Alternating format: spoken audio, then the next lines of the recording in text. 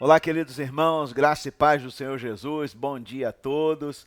Estamos aqui chegando com o nosso Café e Paz. Eu sou o pastor Haroldo Félix, somos Igreja Batista da Paz.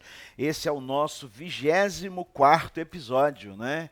E eu quero, nessa terceira semana do mês de agosto, compartilhar com você, dando continuidade àquilo que nós tratamos no início desse mês, sobre semear nos nossos relacionamentos, né?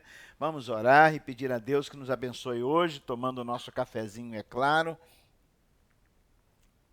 para começarmos o nosso dia. Pai, em nome de Jesus, te louvamos, ó Deus, por esse dia, por esta semana, por esse início, ó Deus, abençoado, e cremos que o Senhor estará conosco, porque o Senhor está conosco, e nós estamos em tuas mãos. Pedimos que nos instrua e nos dê, ó Deus, liberalidade pelo poder da tua unção e pela tua palavra, para vivermos relacionamentos saudáveis.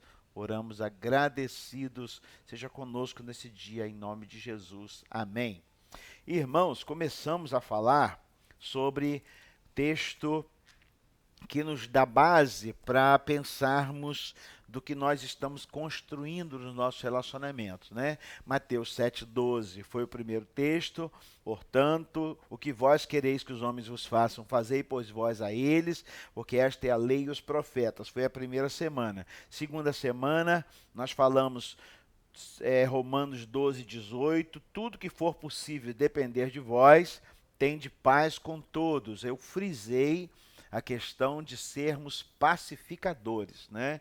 E a terceira semana também está nesse viés, é Gálatas capítulo 6, verso 7, que o próprio Paulo, né, apóstolo, está sedimentando essa chamada, que é Gálatas 6, 7, diz: não erreis, Deus não se deixa escarnecer, porque tudo que o homem semear, isso também ceifará.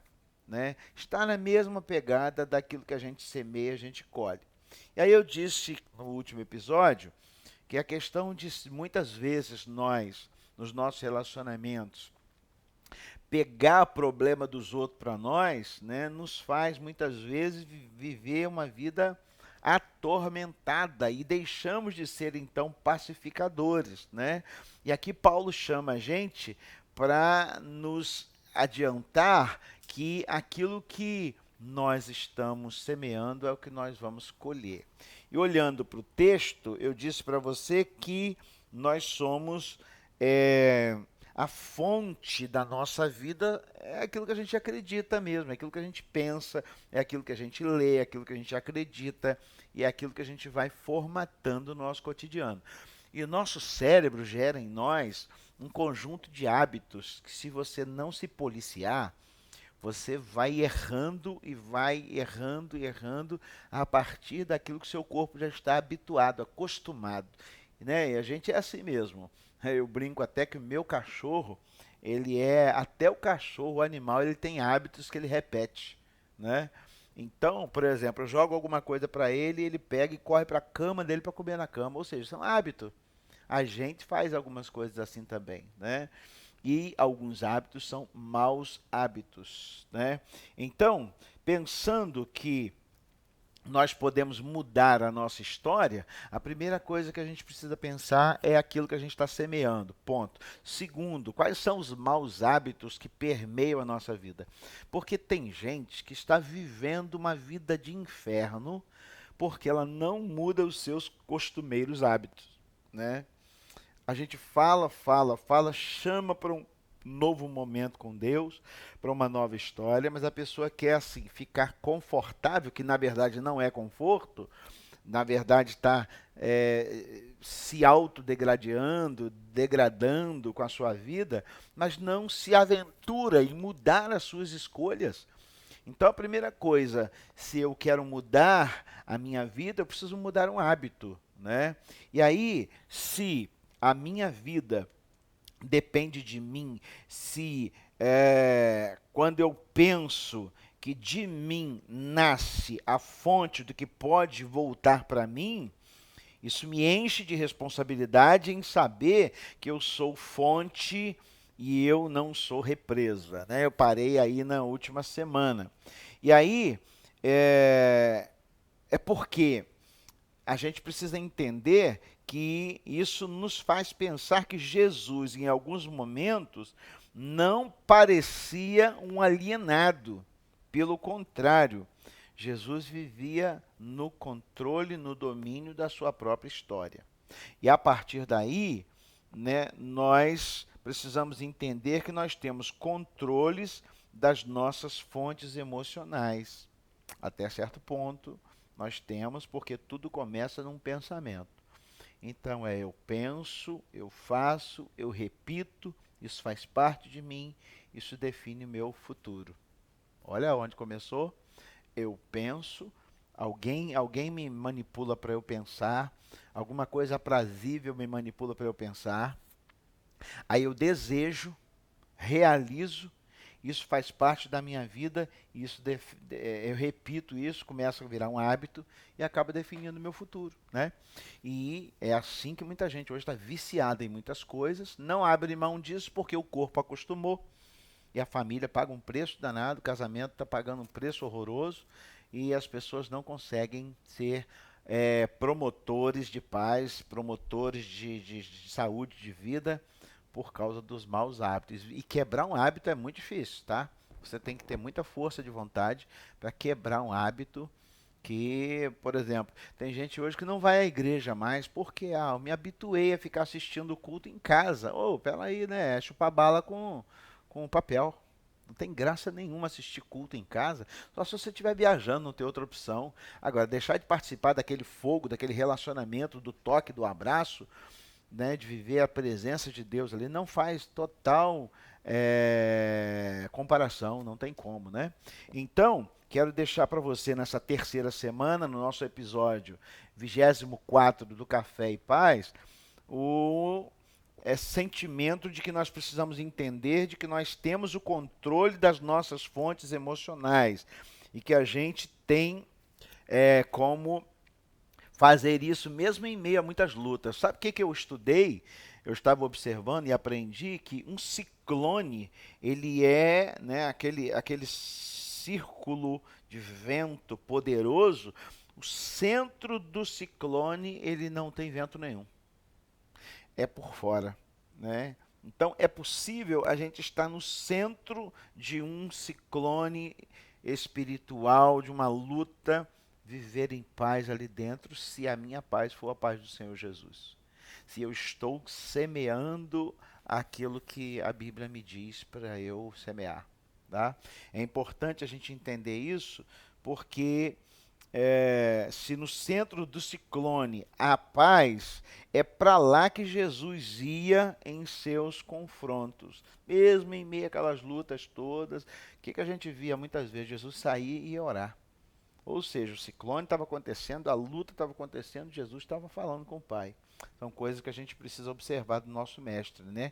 Ele comprova esse fato, eu escrevi aqui, quando consegue dormir em meio a uma tempestade num barco que estava afundando. E aí os discípulos ficaram loucos, correram lá, chama Jesus, cara. Ele não está entendendo o que está acontecendo. O barco vai afundar, isso é loucura. Como é que você fica em paz numa hora dessa? Quem tem domínio próprio, quem tem controle das suas emoções, vai para o centro do ciclone, confia em Deus, né? Salmo 37:4 diz: confia no Senhor, entrega o seu caminho ao Senhor, que o mais ele fará. Aprender a confiar em Deus não é fácil, né?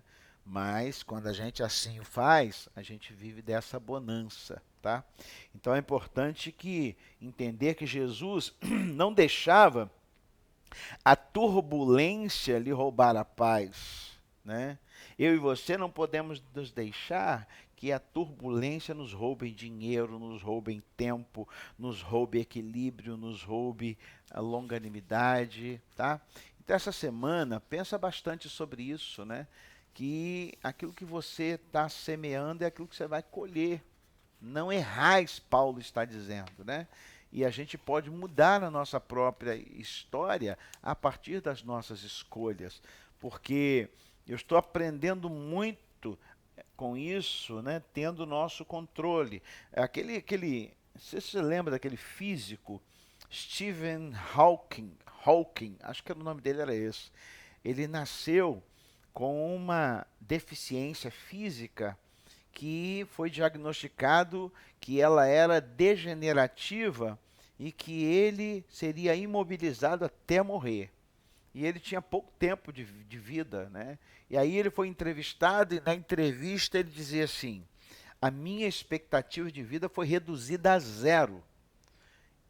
Quando eu tinha 21 anos, depois disso, tudo o que eu vivi foi bônus.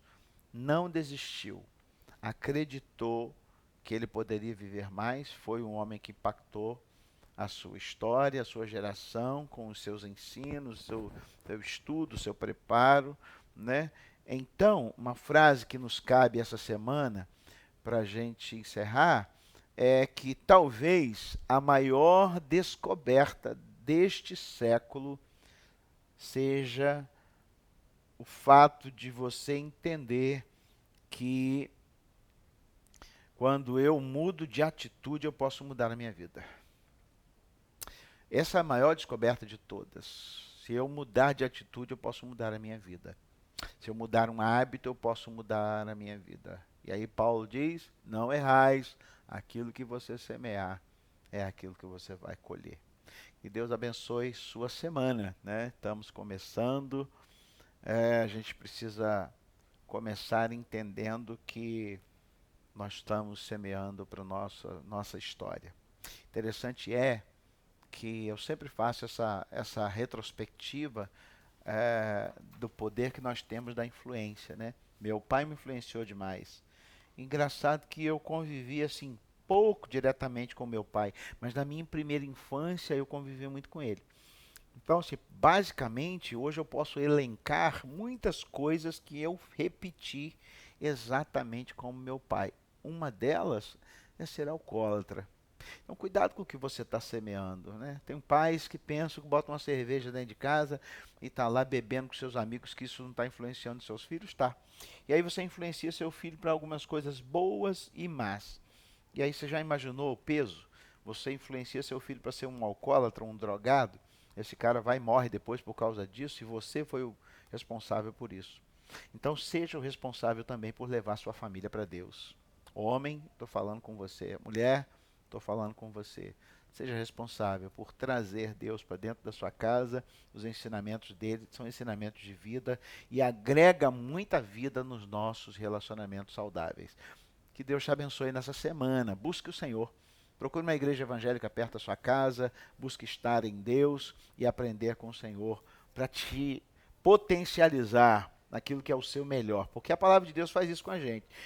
Descobre aquilo que nós temos de bom e o que nós temos de bom só Deus pode nos acrescentar, né? E aí viver disso faz com que a gente seja protagonista.